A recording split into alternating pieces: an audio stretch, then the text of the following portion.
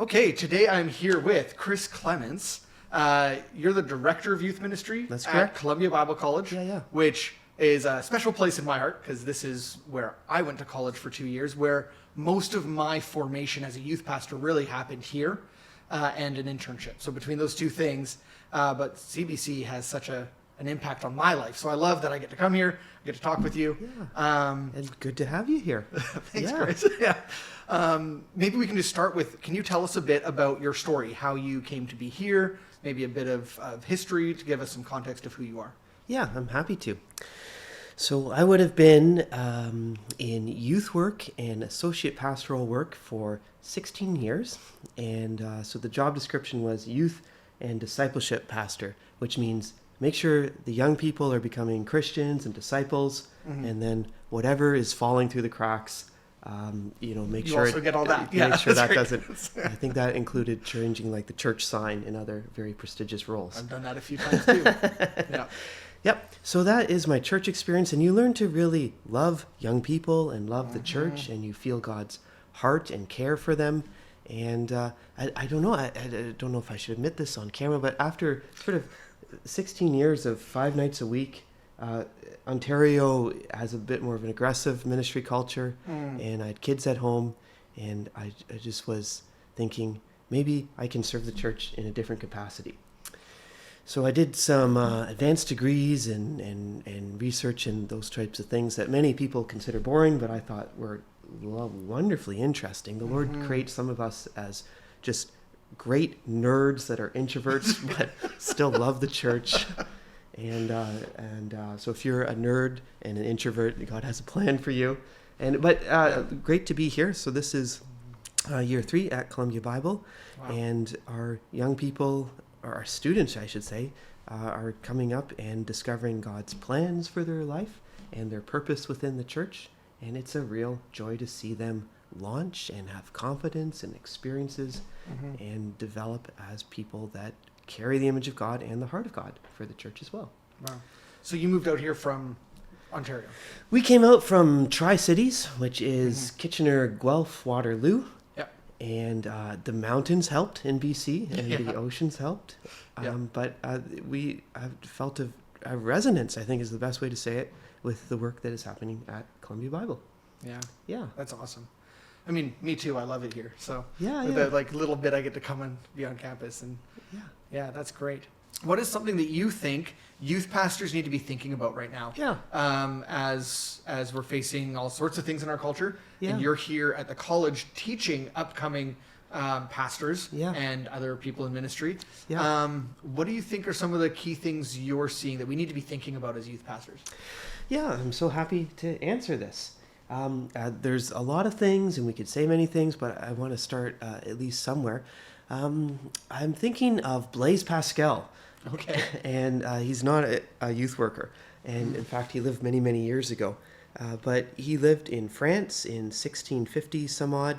And he had a very important experience in his life. He made many contributions to, smart and wonderful things. And he went through his life thinking that the way to be a person is to have a lot of really good ideas and to read important texts. And one night, what happens is about 10:30 on, I think it's November 23rd, 1654, God starts talking to him. Okay. And he writes this experience down in a little pamphlet, and it's in French because he's living in France. But he says that he has this fire that consumes his soul. And then the very first thing he discovers after this fire has touched his soul is that God is the God of Abraham and Isaac and Jacob, and not the God of the scholars and the philosophers. Right. And what he means by this is that God is not a philosophy to be propagated and defended. He's not a concept that needs to be advanced. He's not an ideology that needs to be propped up, but he is a person who meets us in our world. He is revealed in Jesus. And one of the unique things about the Christian confession is that we confess when we are Christians that we worship not a set of ideas or propositions or ideologies, but a real person. Yeah. Yeah. And sometimes in our sort of late modernity, wherever we are, we think that Christianity needs some help, and we're probably going to get smaller before we get bigger in North America, and we are anxious and we are afraid, and it's good to have robust reasons for why the scriptures are legitimate. Yeah. And I'm just so happy that people put their minds to this and engage, go into these discussions. But it is worth remembering, a little bit like Blaise did, that Jesus is a person, and to be a person who makes disciples means to be in touch with Jesus and to see his action in our world, and to feel a longing to participate in that action, and we want to have good ideas for why Christianity is legitimate. But we also, and maybe even more so, want to be good witnesses to God who is revealed in Jesus in our life. So as we train young people, at least here at the college, for a life of service and ministry, and to care about the church, it's important that Jesus is sort of front and center. And sometimes Christians in our anxiety think that we just need to give him a little bit of help, and it's good to be involved and to care about the church.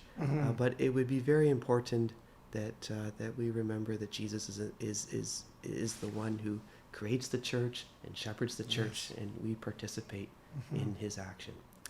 So that's one thing that comes out a lot in our classes, and sometimes it takes students a second or two to appreciate that fully, which is maybe the problem with the instructor, I'm not sure, but but there's a sense within evangelicalism that the church, it's up to me to save the church, and we have a role to play, and we do not want to be sort of absent and negligent at the wheel. But for some reason in evangelical culture, we're so interested in pragmatic outcomes, which we should be, but we miss maybe the work of Jesus, and thinking, how do we shape practices in which our practices are centered on him and his work, rather than just human competencies alone.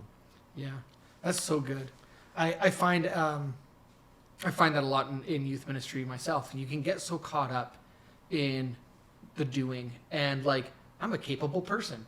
I can just do this. And it's like, oh, right, I got to throw Jesus in somewhere. And it's like, that's so backwards, right? It's like, it should be all about how I'm connecting with Jesus in my own relationship with him, and bringing others alongside, and all that other stuff, we'll figure it out as we go a little bit, like, not to say don't plan and don't organize your team and don't communicate, yes, communicate with your volunteers, you gotta have a plan for your program, but that can't be the end all and be all of the youth ministry, right? That's got to be the outworking of that relationship with Jesus. I love a Christ-centered, we've had focus. A lot of books come out recently where Jesus-focused youth ministry, Christ-centered ministry. And why is it that we need to be reminded about the person and work of Jesus? Maybe let's be generous to the church. Maybe it's just in our enthusiasm. We're so excited about making disciples, and that's the right posture. That's what we want to be.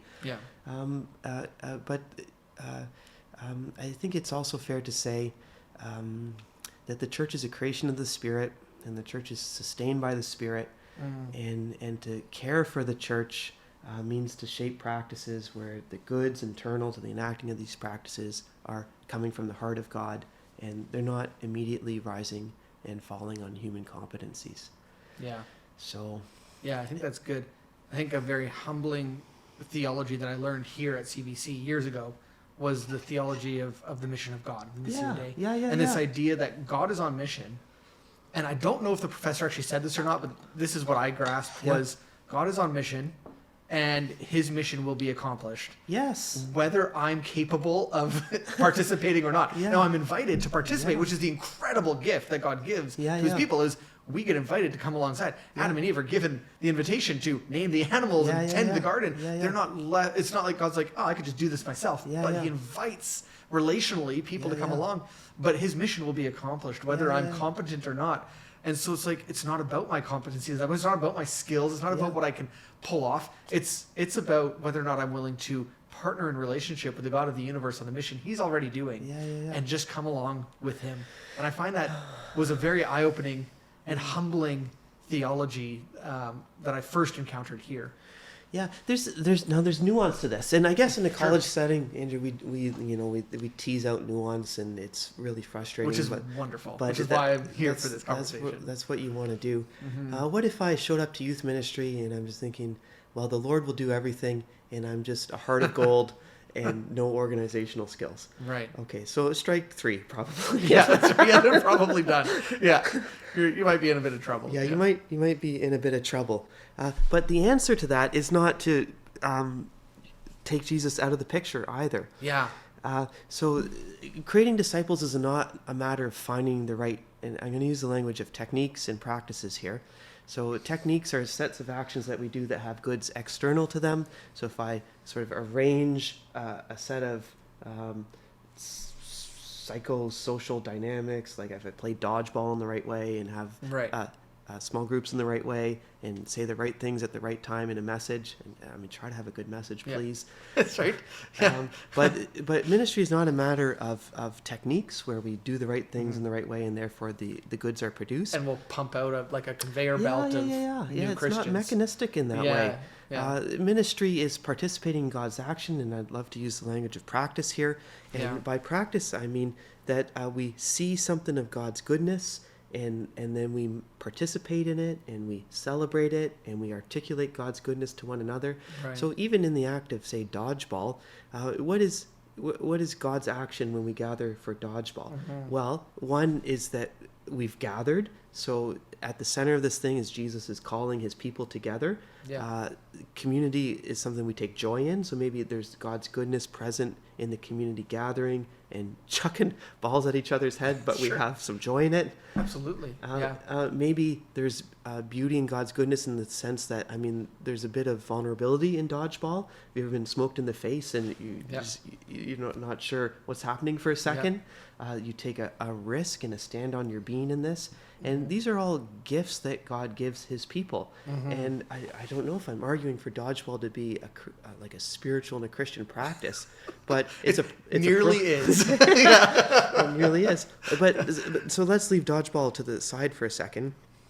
But when we create small groups and we structure those, like, what is God's goodness in that small group?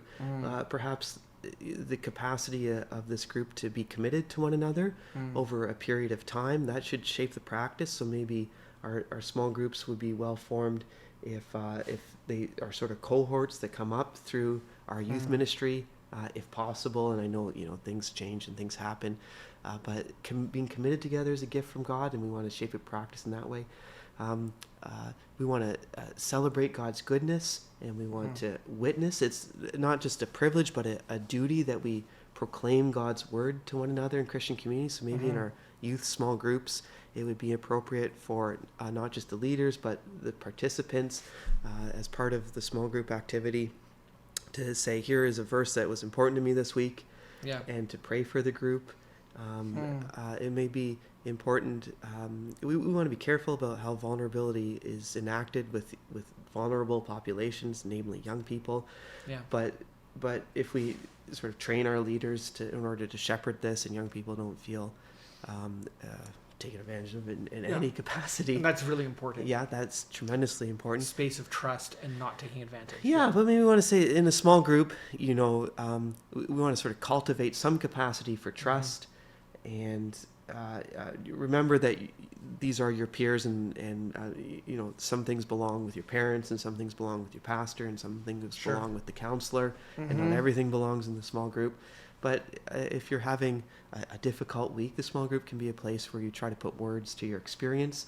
And then we have like this Christian practice of lament, where in lament we're not just cynical and we're not going to burn everything down, but we're calling out to God to one another, and we're expecting a hopeful response. And lament is a beautiful part of the Christian faith journey community that I think gets often ignored. Though maybe less so in recent years, but it's something we've missed. I think it's wonderful. So, I mean, I kind of rambled there, but all that to say... That's really good. All that to say is the principle of the thing is, what is God's action and his goodness, and then how do we shape practices around that? And we're going to miss that if we think sort of in mechanistic terms about ministry where we've just arranged the right processes and therefore pump out the right results. So if we can't and shouldn't pump out the right results just through trying to set up, I shouldn't say produce, that was poorly worded, but the idea of like creating a conveyor of teenagers who come through your program is perfectly designed. It's going to pump out disciples at the other end. And the ones that don't quite fit the mold will just be cast into the side.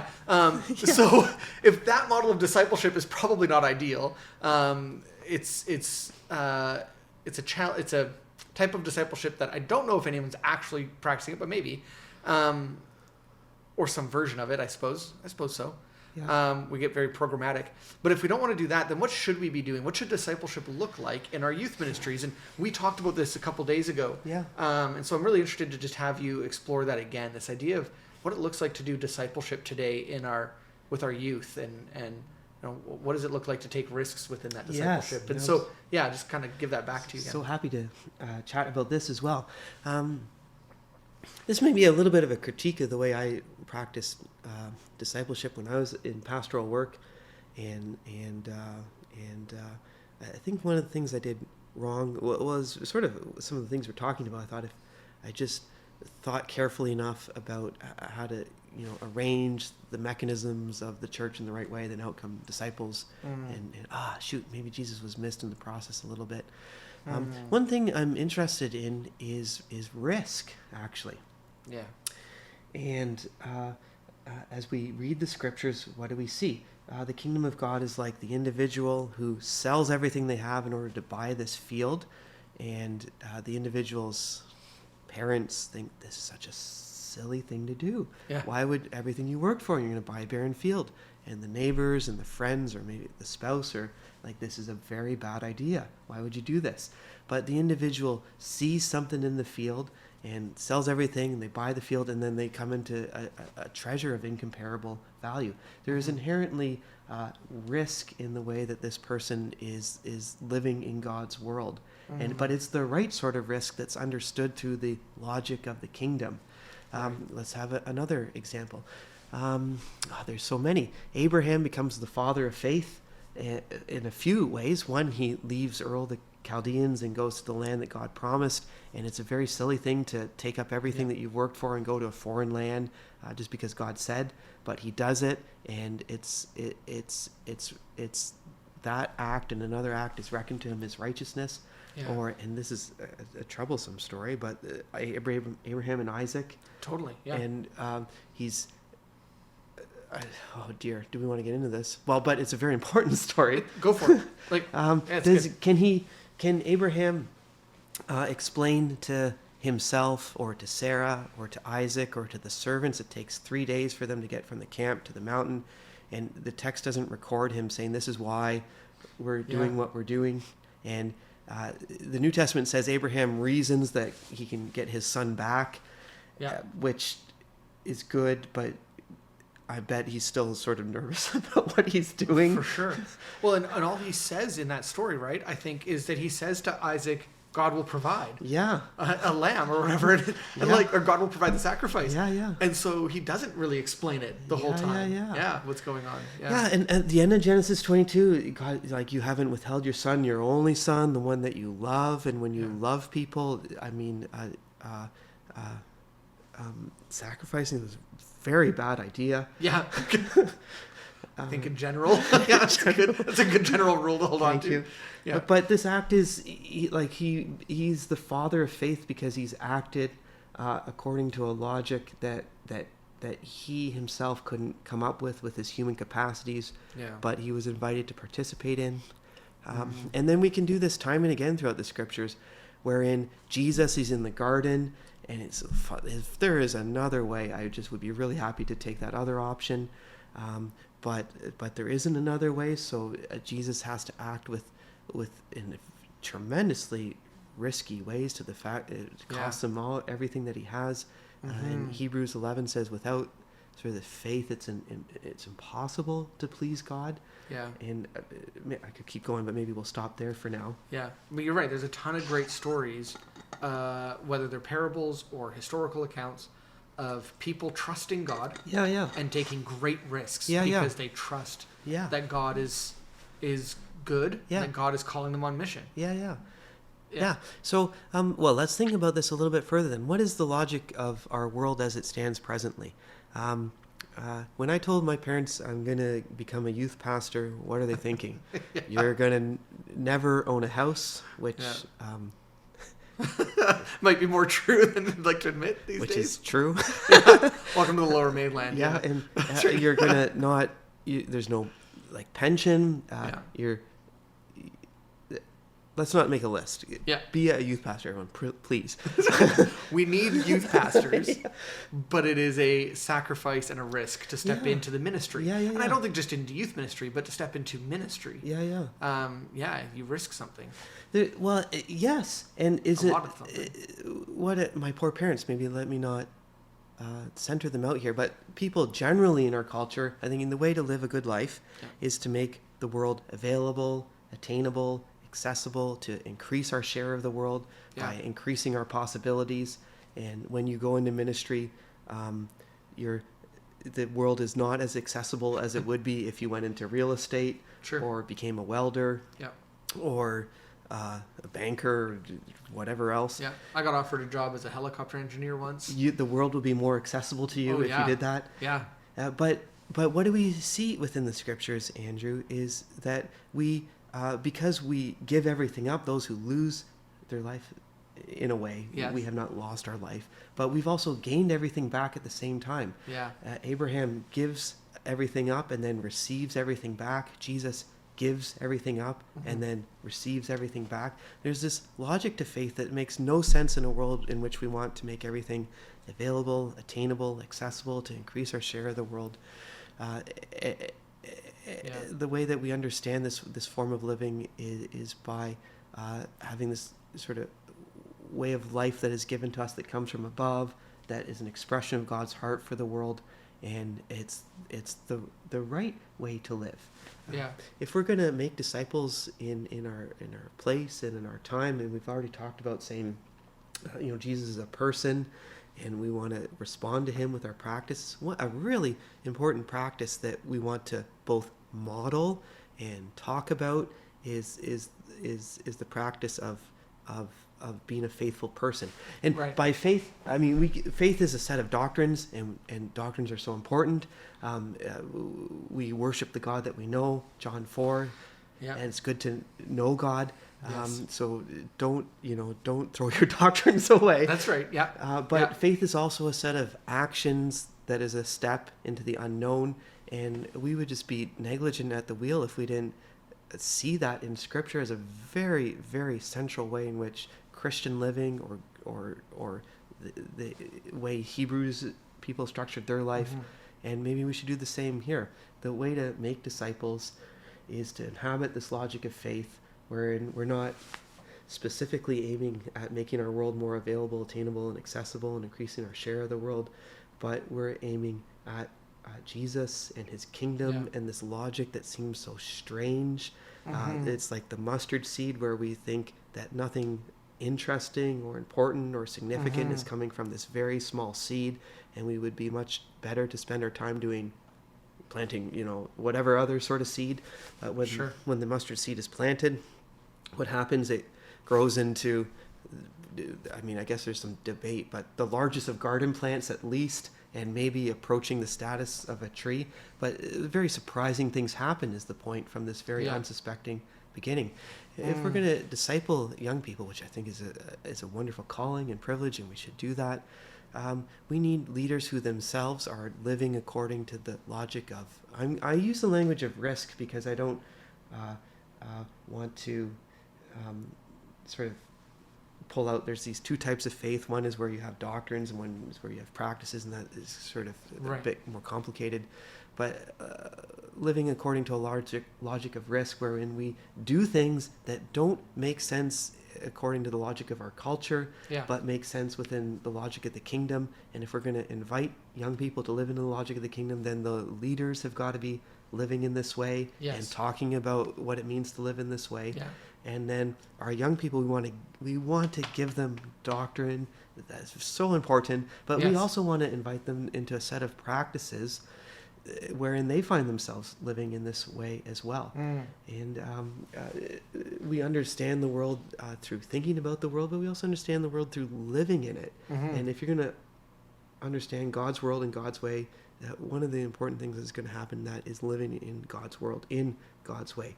Namely, it's sort of Philippians 2, Jesus, because he's in the form of God, doesn't consider equality with God something to be grasped, but he empties himself. He doesn't increase his share of the world, but it's like he decreases his share of the world and becomes a servant, and he's obedient to the cross, and the people that look at him and that this makes no sense, and it's a stumbling block to the Hebrews, and it's just plain foolishness to the Greeks. That's right. This is dumb. Why would you do this? But this is our task to invite young people into a way of living that makes no sense to a broader watching world, but is understood from the logic of the kingdom. Totally. And it's very difficult and challenging, and that's why we can't just sort of make psychosocial processes and techniques to form people in this way. It's a type of thing that is done in Jesus's way. So there. No, that's so there. No, that's excellent. And even as you're talking about that, I'm just like, I'm firing in all sorts of directions in my head, and there's so much biblical support for what you're suggesting, right?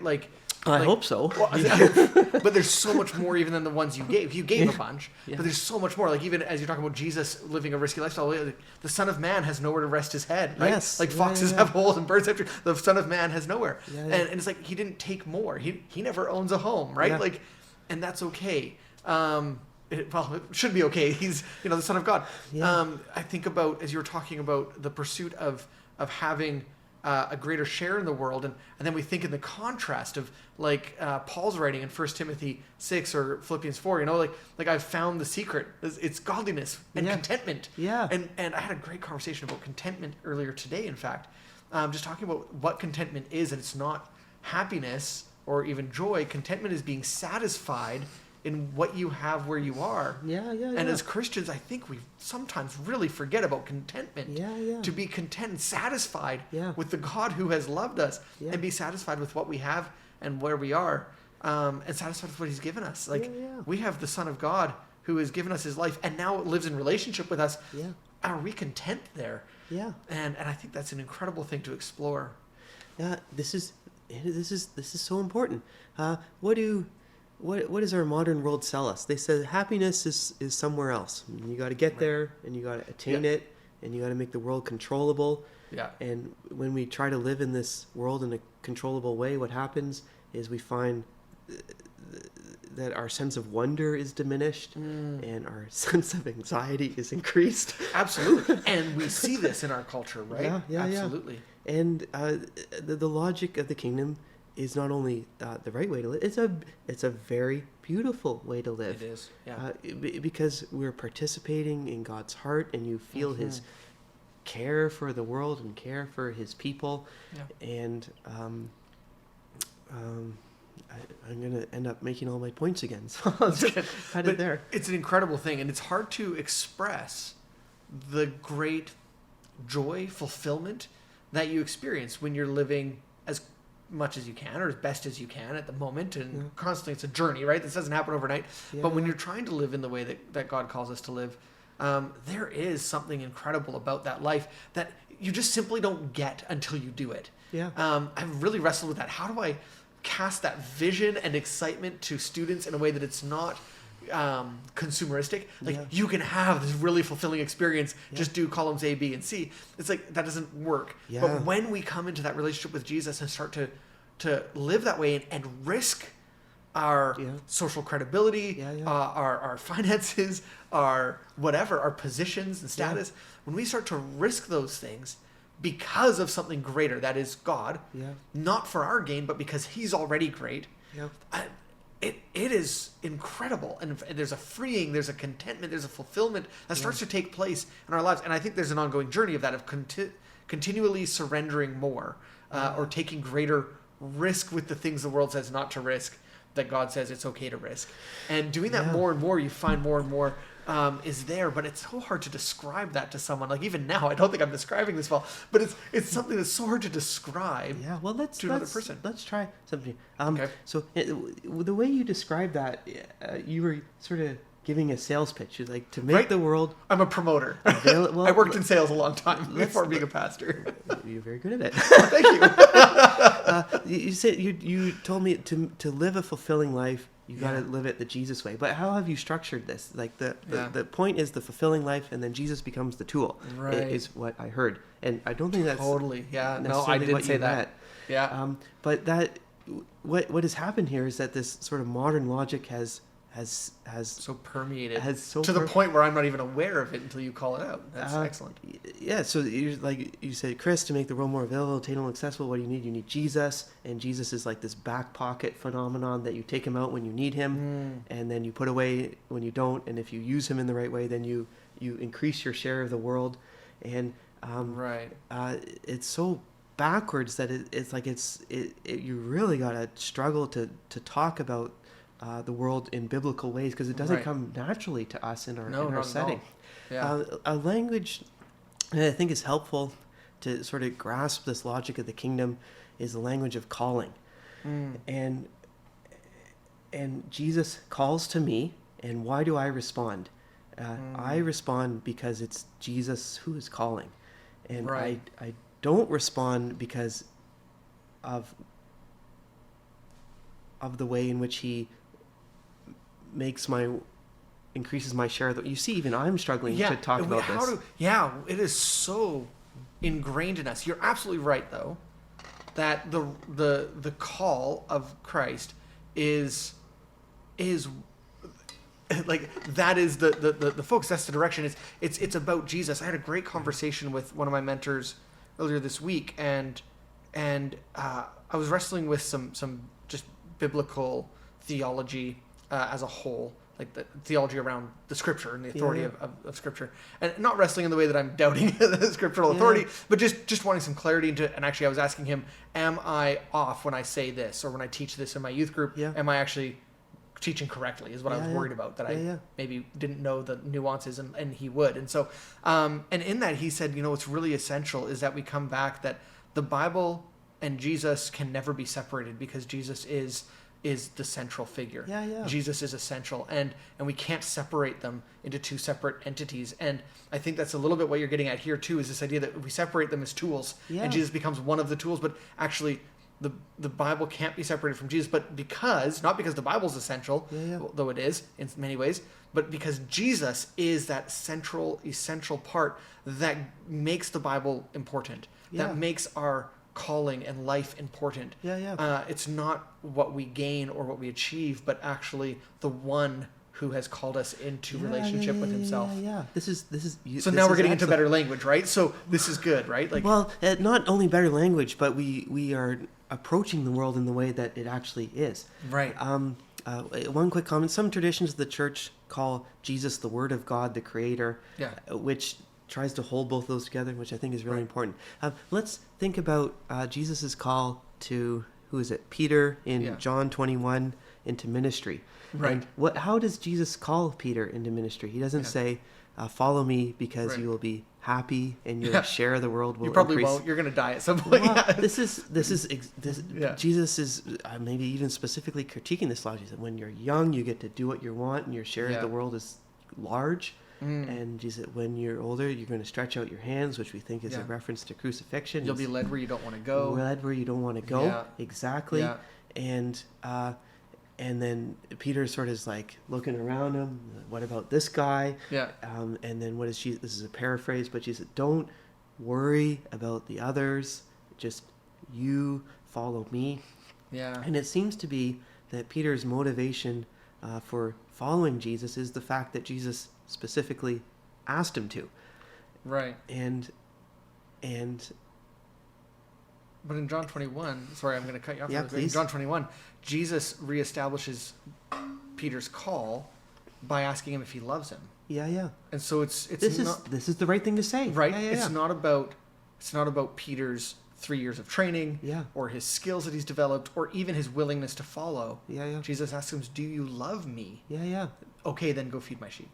do you love me? Right? Because Jesus is that central.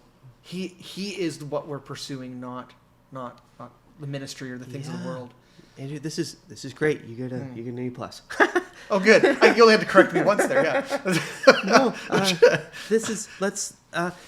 when Jesus asks us to follow, there is an inherent motivation in this that the Creator is talking to the creature, and I hear the Creator in His own voice, and I respond. Me, the creature, I respond with my own voice, and I guess my words fail except to say this is beautiful, and this is the thing that I want to do.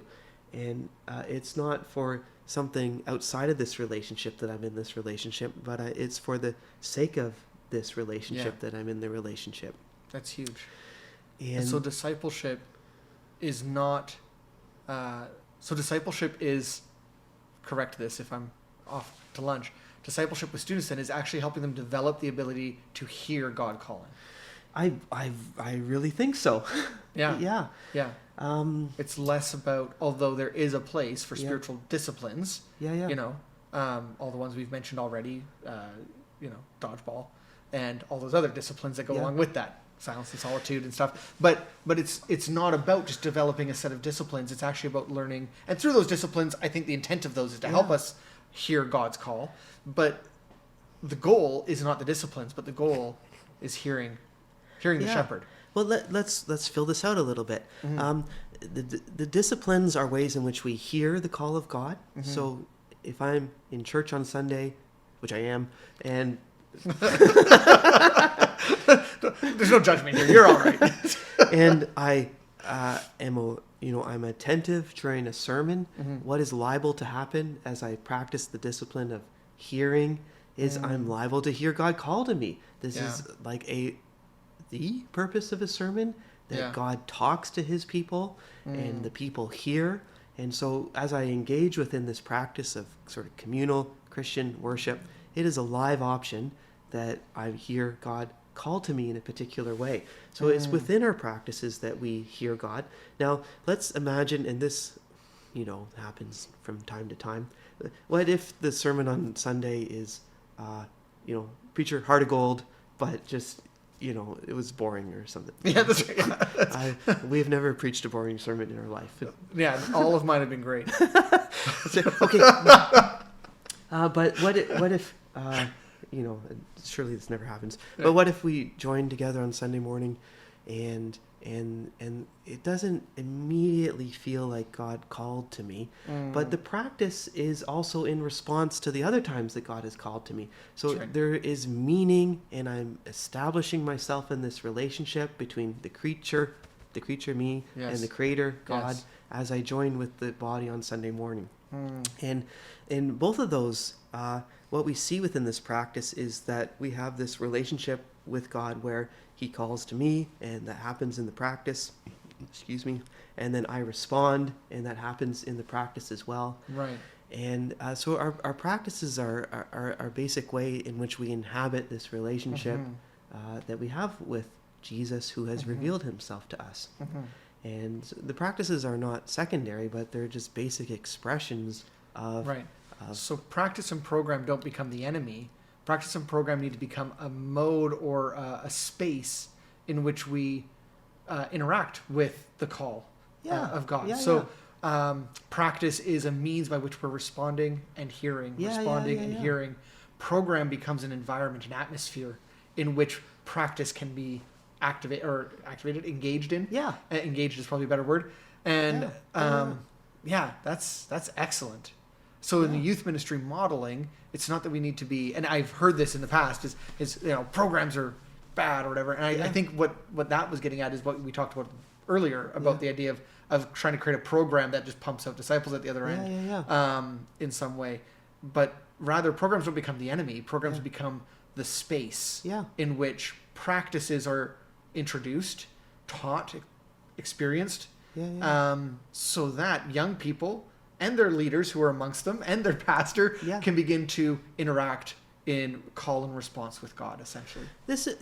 You're such a good listener. I'm just rewording what you're saying to me because it's actually incredibly interesting and insightful, and I think it is actually a good answer to that question of what do we as youth pastors need to be thinking about and hearing. And I think this is a big thing that we need to be talking about. Discipleship is something we talk about all the time as youth pastors, but do we talk about the nature of what that looks like and what discipleship really is? We talk about discipleship as a program instead of talking about discipleship as a relationship with God, who is calling us into his presence. Yeah, this is great. Let's ground this in something practical and useful. We talked about dodgeball earlier. Yeah. And that seems to be a practice of the Christian community. And if we're going to invite young people to respond to God in dodgeball, this seems so sacrilegious, but I think we can do it here. Yep. Is what is required of us? One, at some point within our gathering as a youth group, maybe what we want to say is like, who enjoys being together and chucking a dodgeball at each other's head, and so everyone's hand. Not everyone's hand. Not everyone's hand. I have some good stories about some people's hand goes up, but then we want to maybe sort of say, and the Lord is the one that calls us together, and there's goodness in this, in which we sort of are appropriately intimate with one another in the dodgeball practice. Of course, yeah, absolutely. And there's a sense of joy and a celebration of the community, and there's a sense of play. I think play is also something we want to bring into that, because I don't think we should or have to present Christianity or God as stale or boring. There's a sense of play there as well. I mean, just look at what God's made. Platypus exists. I mean, there's got to be a sense of play there somewhere. So there we go. And wow, we have wandered everywhere. And haven't we? It's so good.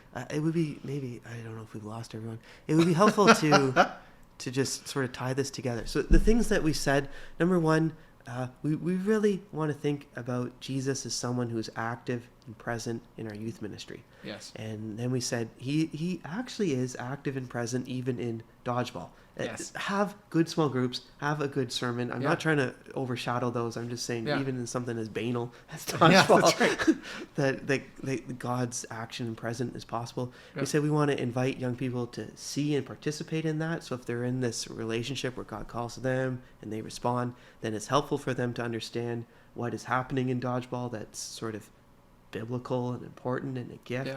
And then I guess finally the thing that I'm specifically trying to talk about, although I didn't talk about it much, is one of the practices that we want to lift up within our Christian communities is the practice of risk or faith as faith.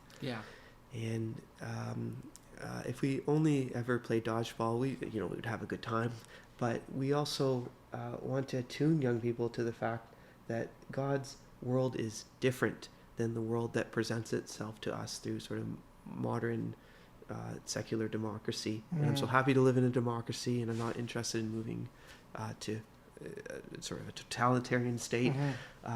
But the goal, life's purpose, if we are Christians, is not to increase our share of the world, but it is to hear God's call and then respond.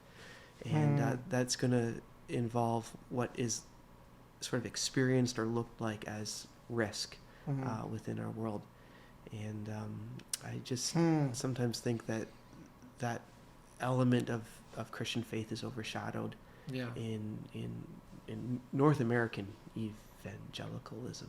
A couple of years back, little story aside, but I think it ties in quite accurately. Is a couple of years back, I went down the rabbit hole of apologetics. I had students in my young adults asking, Andrew, we want to learn apologetics. And I'm like, okay, I took a course on that. And I was like, so I went down the rabbit hole. And in that, I watched many debates between atheists and Christians. And I remember one where the debate was around the definition. And I was going to name the people in the debate, but I actually can't remember both of them. I know one of the names, the atheist in the debate. I can't remember the Christian guy's name, but he's the one who sent me, I connected to him through the internet, and then he sent me a link to this, and it really was actually very helpful. But in it, they were debating the definition of faith.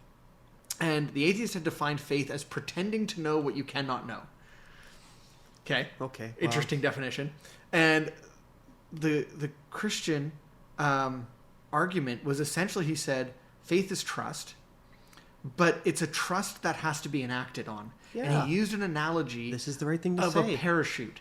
And he's like, I don't know how to pack a parachute, so I'm going to trust the instructor to pack my parachute correctly, but I do not actually trust him until I jump out of that plane, until I take the risk and say, I actually trust you enough that I'm going to act on my trust at the risk of, in the case of parachuting, my own life, right? And I think that there's something so significant to his argument there when we talk about risky discipleship.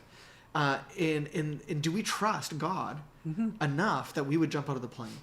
Like, do we trust him? That when he says jump, we say, okay, how high? Like, that's the case with Abraham. That's the case with the man who buys the field, right? They trust that God's got it, whatever's going on, and they just obey the call. They trust him, and they take that act. They enact on the trust, right? This is now I'm envisioning, just youth groups full of people doing all sorts of risky things just because they're risky. Bringing back the trust drop and the trust falls. So when Abraham,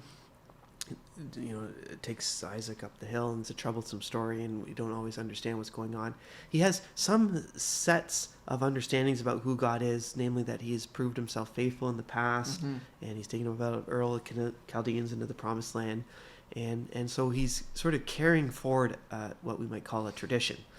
And so his trust isn't just like kind of whimsical, I'm just going to drive my car really fast and hope for the best. That's not a Christian trust. No. But a Christian trust is acting in ways that wouldn't make sense outside of the logic of the Christian tradition which we are carrying forward. That's right. And then so pastors become important in this because they help people to think about these are the right types of risky trusting activities. That's right. Yeah. And these are the wrong types. That's right.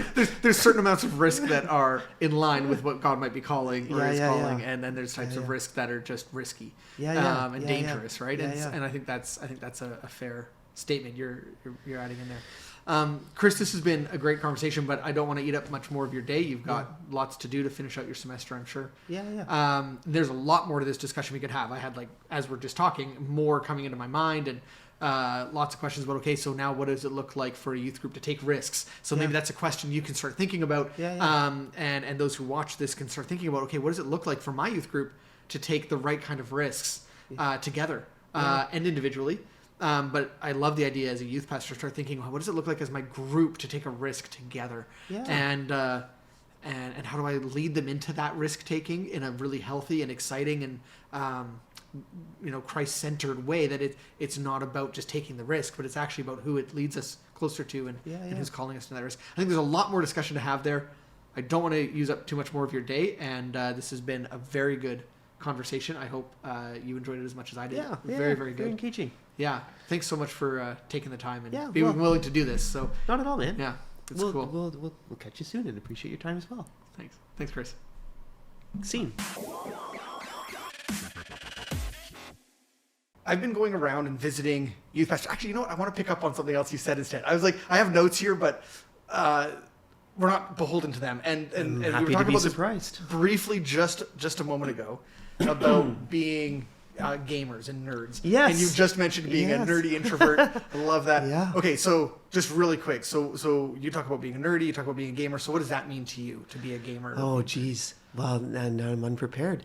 It means that once the kids are in bed and I've sort of been a responsible adult, meaning many things, including doing the dishes and trying to get some marking done and whatnot, is that usually from probably 11 p.m. till sometime. Look, no judgment. I was doing space engineers till 3 a.m, so it means you got the Discord open and your headset and your fancy mic that glows many colors because that's very cool for some reason. Very important. And your keyboard also glows many colors, and that's very cool. And your mouse glows. Everything is glowing. The underglow is important, right? Like if you can't have a fancy car with underglow, you got to have all the fancy computer rig. Exactly, it helps you to play better. That's right. And so last night was Elder Scrolls Online, and my faction is not doing well, so I'm trying to pull my weight in the PvP server. Good for you. Well, I could pull more diligently, but I'm trying, is the point. Right. And Well, semester's over, so now you've got time, right? So, yes, exactly. Just slay the noobs or whatever you have. Get out there and take some people out. Yeah. I have not gotten into Elder Scrolls yet. I get to buy like one expensive game a year. Yeah. So I bought Baldur's Gate this year. Oh, And people love that. It was good. Yeah. I'm a bit of a D&D nerd. I Yeah. host games in my house. I have a D&D table at Yeah, in my yeah, basement yeah. with like an embedded screen and Yeah, everything. It's yeah. really cool. Yeah. And it's got underlighting as well. Yes, The whole table does. You gotta have that. You gotta. Yeah. Yeah, that's good. So I wonder, so again, just kind of running off of this, a little bit off our notes here, but on that topic, and as I mentioned right before we started recording, I actually wrote a master's thesis rather poorly, in fairness, in my Andrew. before anyone asks to read it. Yeah. It was a really rough time in my life, and I didn't write a particularly good thesis. Like, I think the thesis was good, but the paper was weak. And but the idea of the thesis was that we have a gaming culture, a gaming community right here in North America, in our cities, in our we small do. communities as Yeah, well, that largely are not present in the church. No. Largely unreached by the church. Yes. So when we talk about youth work, where I think youth pastors are on the front line of engaging with gamers, what do you think that might look like, or I don't know, what thoughts kind of come up for you around that concept? I'm going to kind of give you free rein to Sure. Yeah. say whatever you feel like. What should we say? To the viewers who are on, there are a lot of very sort of non-Christian people that you will encounter in virtual worlds. Yes. And I've never been successful in sort of making disciples, and I confess even it's more like a bit of a hobby in which I just, I don't know, run around and kill dragons type of thing. Right. You're not out there looking to make converts. Not especially, although I'm really happy to talk about faith if it comes up, and that's not a problem, and that happens, I guess, with some consistency, actually. Maybe not weekly, but certainly monthly at least. I've noticed that the Lord is gentle, and the scriptures speak about treating members of the body that need special treatment with gentleness. And sometimes this is maybe not a well-formed thought, but there are people on the Discord servers who are not don't have social skills capable of being the captain of the sports team. Sure. or other sort of socially celebrated roles. And there's a capacity for gentleness that God gives his people to hear and to understand. And it's so hard to care in a useful way over a digital medium. Totally. But you end up caring about persons and their lives. And I probably won't tell you stories because, not that you'll even know who they are, because they're all gamer tags. Sure. Absolutely. But I mean, there's a certain degree of trust built in those communities. Yeah, absolutely. You look forward to Sunday night raid and Wednesday evening raid, and you hang out in the lobbies after the raid and cool. Talk about kids and life and everything. Yeah. So I don't know. Can the Spirit move through Discord? I imagine he can. He's very capable. And so, what kind of things do you think youth pastors need to be thinking about, or just even just Christians need to be thinking about in terms of engaging in a gamer world? Even like in our culture right now, we've seen a massive shift in culture where nerds aren't the losers that they used to be. Some still lack social skill, but overall, being a gamer, being a nerd, doesn't come along with also being the lowest of society. Right. Like when I was in high school, I felt that way often. Right. I tried to do sports so that I wasn't the worst, most disliked person. But then, you'd find me playing Yu-Gi-Oh in a classroom or something, and there goes all of my social credibility. And it's like, okay, so we've shifted culturally, and now we have a lot of gamers who are Christians, or Christians who have started to game, and that's great. And it's like, so what do we need to know going into that? Like, I love the idea of gentleness. Like, I think there's a great need for that, because that's a community that's often been hurt by the church, or has a perception of hurt. Maybe they've been hurt by society and they just don't want to extend that out to other areas. But do you have any kind of thought or advice for people as they enter into that? This is a great question. I think... But I'm putting you on the spot. I apologize. That's fine. No prep on that. Edit it later. Yeah. Discord is a terrible medium for good ministry. And Sure. excuse me. There's a few reasons for that. One is that we're anonymous. And anonymity allows us in some ways to express ourselves, but we're not responsible for anything that we've said when we're anonymous in a practical way. Yeah. And I don't think you can be an anonymous Christian. That's not how the system is set up. Your life is a witness, and if you're going to talk about who Jesus is, sort of the whole person of the witness is bound up in that. Yeah. So if at all possible, it would be ideal, biblical, the way God has set up his world to meet in person. Yeah. Though I realize that that's not always available in the gaming culture. Anonymity. A second thing we might want to think about is that vulnerability is experienced differently across digital mediums. So say, for instance, right now, you and I are in person, and here we are sort of taking a stand on our, like, not a dramatic stand, but we still have to figure out how to relate face to face, and we have to be in this room, and we have to sustain a conversation, and there's some vulnerability to this. But if we're mediated by a digital medium, the vulnerability, I cannot express who I am in a full way, and they can't express who they are in a full way. You lack a lot of the communication that comes through the body language. The eye contact is lacking. And tone even can be misunderstood. It can be. Well, there's so many layers to what makes it Andrew, difficult. if God gave you a body, then we should do things with the body in community in perhaps the way that God has intended. And sometimes we can skip over the fact that God created us with bodies. But what it means is that well, let's not get into it. It's just we should be careful of the digital medium. Yes. And another thing that happens in the gaming community, I do love it, is that it's an escape from the world, and God has placed us in the world to sort of make something of the world. Yeah. And we can be negligent at the wheel. It's also hard to develop skilled practice. I argue with my wife that, slaying dragons is a type of skilled practice, but she thinks it's not a useful skilled practice.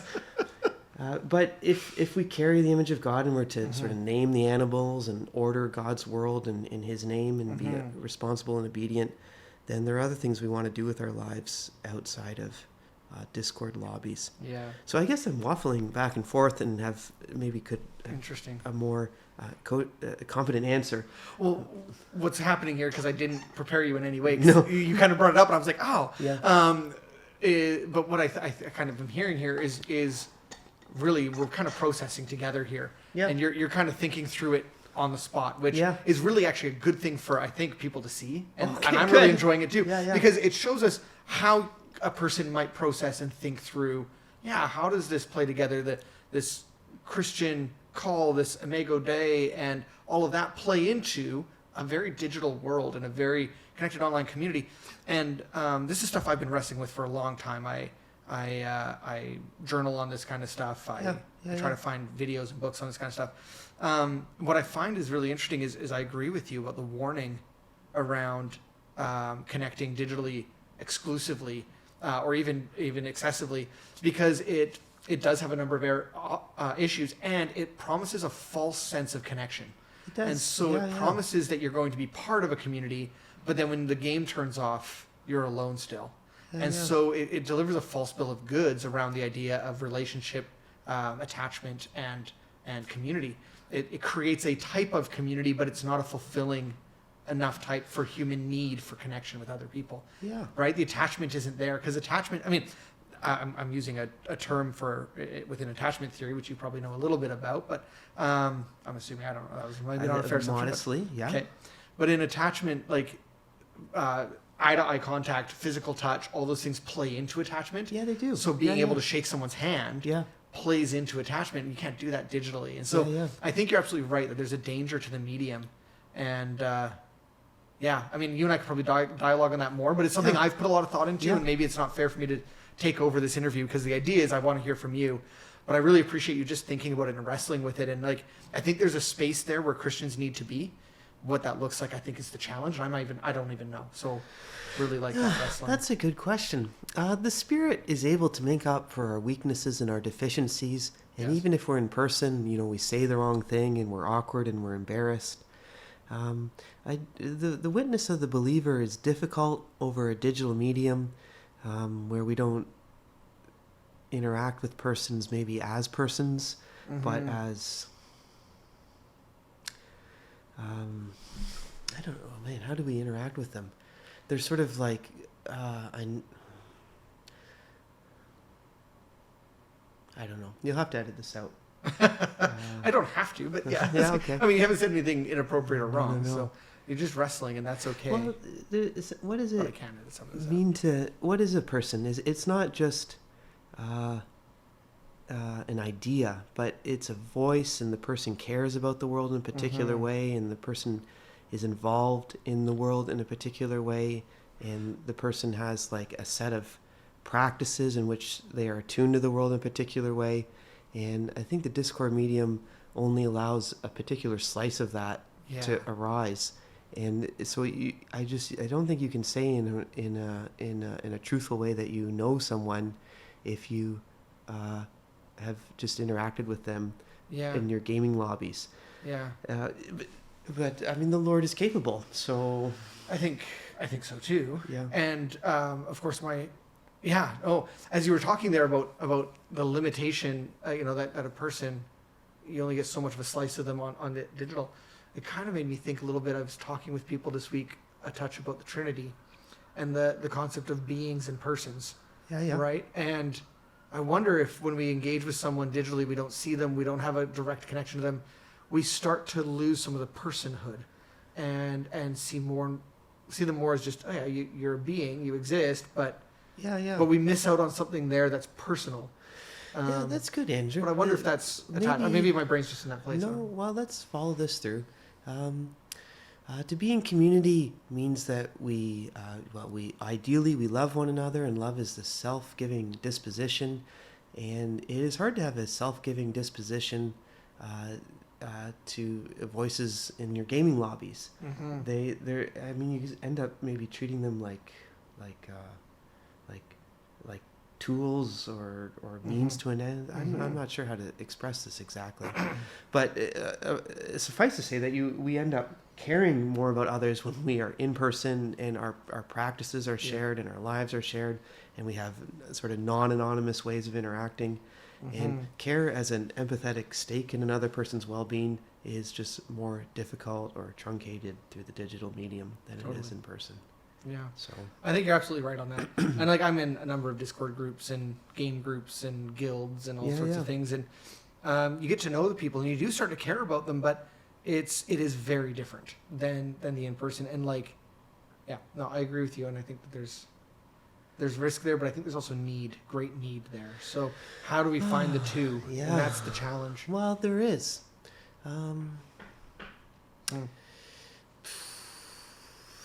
Yeah, well, I don't know, put your MA into a book and then see what people say. I only made 20 pages out of my thesis because as I said, it was a rough time of my life. Okay. And my professor just said, send me what you've got. Okay. So I actually gave him a draft. He didn't get a final copy. It didn't complete. It was supposed to be minimum 30-page thesis, and I completed at 20. Wow. He passed me, I think, rather generously. I've reread it a few times. Oh, jeez. And I went, I have a concept here and just did not execute. Yeah. And I probably wouldn't have passed me. Yeah. So now maybe I could execute, and so maybe I need to do that. Maybe I need to go back and revisit that.